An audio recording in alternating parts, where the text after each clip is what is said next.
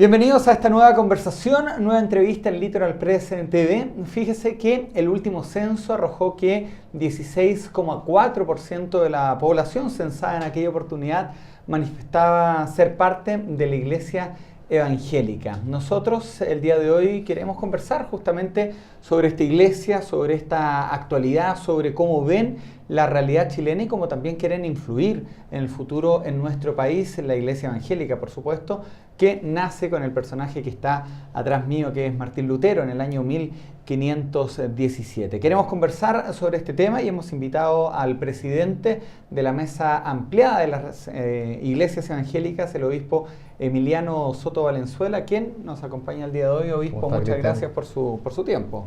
Bueno, muchas gracias por la invitación. Estamos dispuestos a compartir lo que usted tiene conveniente. Ya, pues partamos conociendo a grandes rasgos, ¿cierto? Aparece la bandera de Chile atrás.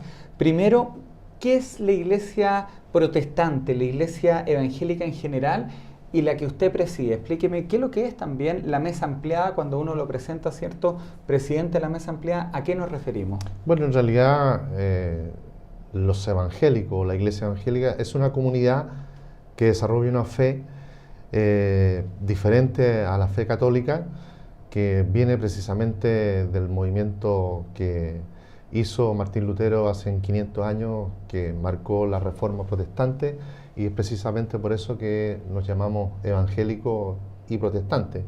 Ahora es una fe que lógicamente está fundamentada en la Biblia y que tiene algunas diferencias con lo que significa la Iglesia Católica, que son más de orden, digamos, de formación, y también algunas doctrinas que a nosotros nos parecen que bíblicamente son diferentes. Perfecto. Y cuando yo hablo de presidente de la mesa ampliada, ya entiendo lo que es la iglesia protestante, usted me habla de Martín Lutero, la iglesia evangélica, pero usted es presidente de la mesa ampliada. Cuando yo digo mesa ampliada, ¿a qué me refiero? Bueno, mesa ampliada es una entidad que se ha venido desarrollando con el tiempo. En realidad, el año 1999, con la dictación de la ley 19.638, la ley de culto, se presentó la necesidad de que tuviésemos una interlocución ante el Estado de Chile, que tuviésemos una palabra desde la perspectiva evangélica hacia todas las autoridades. Por lo tanto, se fueron sumando voluntades, decisiones, organizaciones pastorales, que al final dijimos es importante que se constituya una mesa diversa, como somos el mundo evangélico, con una horizontalidad en la cual pudiesen estar interpretadas de alguna forma una realidad que somos los evangélicos, y que en ese momento era muy necesario, imprescindible, yo diría, de poder tener un intercambio de opinión con el presidente de la República, con el presidente del Senado, del Congreso Nacional o de la Cámara de Diputados, u otra autoridad que normalmente nos han visto siempre muy divididos internamente. Entonces, de esa manera emerge esta organización, que actualmente integra aproximadamente 350, 380 entidades, organizaciones a nivel de base. Me refiero yo, en diferentes ciudades hay organizaciones pastorales y también hay denominaciones, hay personas también que están asesorando el trabajo de la mesa ampliada. Por lo tanto, está constituida de esta manera, también con un comité ejecutivo que integran 25 personas que son representaciones de una diversidad de iglesias, llámese iglesias presbiterianas, iglesias luteranas, el Ejército de Salvación, las iglesias pentecostales, digamos, una diversidad de otras iglesias que son parte de nuestra realidad y que conformamos y constituimos esa realidad, donde también vamos dando vuelta la presidencia.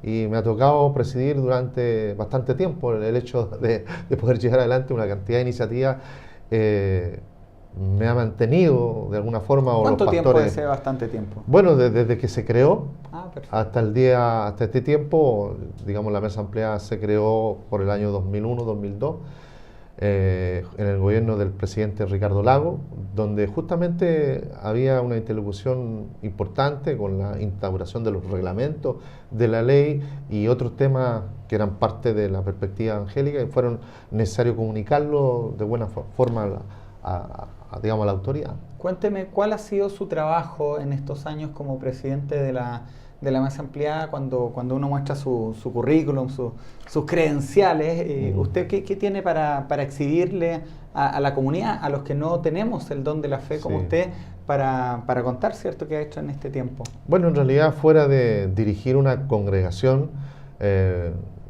más o menos de casi 1000 personas, también me toca dirigir una corporación religiosa que se denomina Iglesia Evangélica Pentecostal Reformada.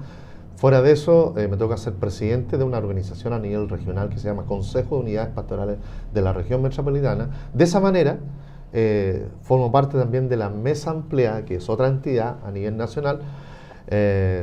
También me ha tocado desarrollar Televisión Nacional Evangélica, un proyecto de comunicaciones donde me corresponde ser director ejecutivo de esa entidad. Nuestra competencia, un canal de televisión de los evangélicos, uno lo ve ahí. Claro, me toca, y a la vez ya por un espacio de 10 años me ha tocado estar en una posición que también la da el Estado al mundo evangélico, que se llama representación protocolar ante el Estado de Chile. Y eso nos correspondió en el periodo del presidente Lagos, la presidenta Bachelet en el gobierno anterior y luego en este gobierno, poder interpretar un trabajo que se está desarrollando al interior de la Iglesia, como esto de los reglamentos de la ley 19.078, la implementación de capellanes, la propuesta del Día Nacional de la Iglesia Evangélica, las celebraciones que se dan dentro de la realidad del mundo evangélico como los Te Deum y una multiplicidad de actividades, iniciativas que se dan, que de alguna manera uno va promoviendo y va abriendo un camino que también es un camino inédito, que anteriormente los evangélicos no habíamos marchado por una realidad que existía en el país, porque hay que decirlo, fuimos visualizados a través de la ley 19.078, la ley de culto. Recién los evangélicos comenzamos a aparecer, digamos, en el escenario religioso, y también fuimos reconocidos de una mejor manera por ser entidades de derecho público. Anteriormente éramos de derecho privado, y de esa manera nos abrimos también a los medios de comunicación y a todo lo que, digamos, en realidad se va presentando para asumirlo.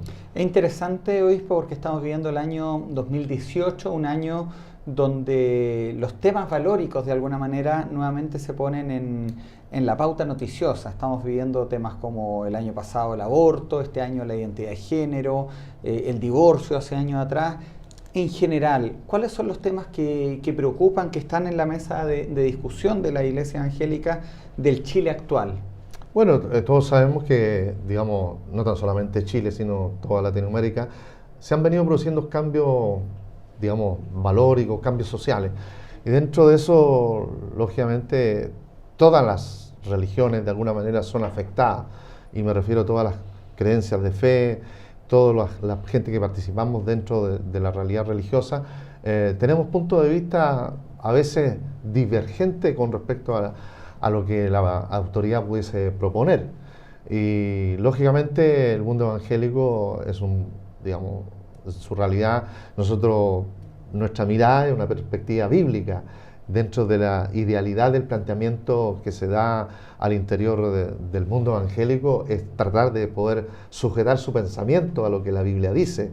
De esa manera también... Pero aún así tienen matices dentro de ustedes. Claro, hay matices y diversidad de planteamientos, de qué manera enfrentamos estos desafíos, porque sin duda son desafíos para el mundo evangélico colocarnos en una posición o en otra posición. Yo hablo de esta idealización de la perspectiva bíblica, donde yo creo que todos los creyentes asumimos esa perspectiva y somos parte de lo que la Biblia dice.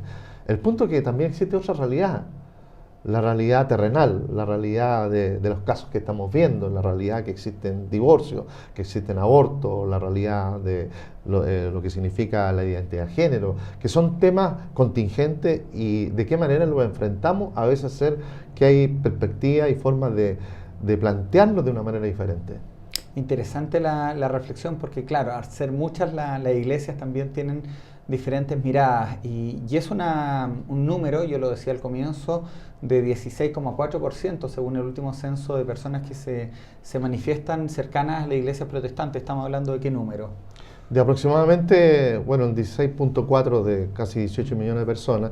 nosotros apuntamos y creemos que estamos bordeando los 3 millones de personas. Es un número interesante. Claro, y lógicamente eso significa la segunda mayoría religiosa en Chile. Y claro, cuando estamos hablando de más de 3 millones de fieles, gente que manifiesta esta fe, también se vuelve interesante para el mundo político que ha estado también acercándose a la iglesia evangélica. ¿Ustedes han sentido esa mirada? Hay un senador, que Iván Moreira, que se manifiesta ahora, después de mucho tiempo, que se convierte a la fe evangélica. Hay un candidato como José Antonio Kast, que dentro de su discurso conservador está tratando de escarbar ahí. Soledad Alvear, ahora que sale de la democracia cristiana, dice que quiere crear un movimiento que represente el humanismo cristiano, que ya no tiene, dice ella, la democracia cristiana. ¿Cómo está ese acercamiento con el mundo político de parte de la gente que usted dirige?